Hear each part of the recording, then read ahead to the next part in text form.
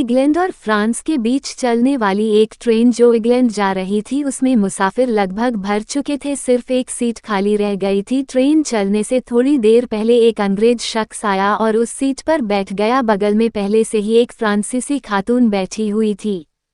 फ्रांसीसी खातून के चेहरे से परेशानी साफ झलक रही थी। उसके चेहरे पर अत्यधिक तनाव देखकर अंग्रेज से रहा न गया। वह पूछ बैठा, आप क्यों इतनी परेशान हैं?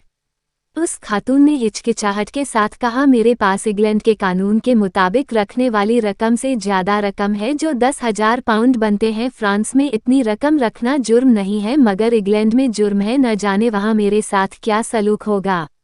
अंग्रेज बोला, ये तो कोई मसला नहीं है, अगर आप राजी हों तो आधी रकम मुझे दे दे, बाकी 5,000 पाउंड आपके पास रहेगा। हो सकता है किसी को पुलिस ने गिरफ्तार भी कर लिया तो आधी रकम बच जाएगी। आप मुझे लंदन और फ्रांस का पता लिखकर दे दें, ऐसी सूरत में मैं आपका पैसा आपको वापस कर दूंगा। खातून ने अपना पता लिखकर दे दिया।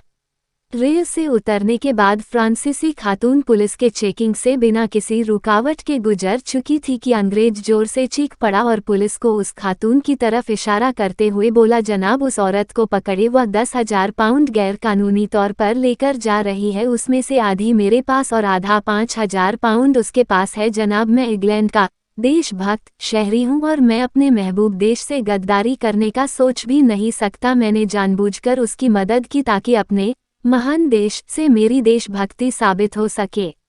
पुलिस ने खातून की दोबारा तलाशी ली और आधी रकम बरामद करी। खातून ने अपना जुर्म कबूल भी कर लिया। अंग्रेज ने भी अपने पास रखी आधी रकम पुलिस के हवाले कर दिया।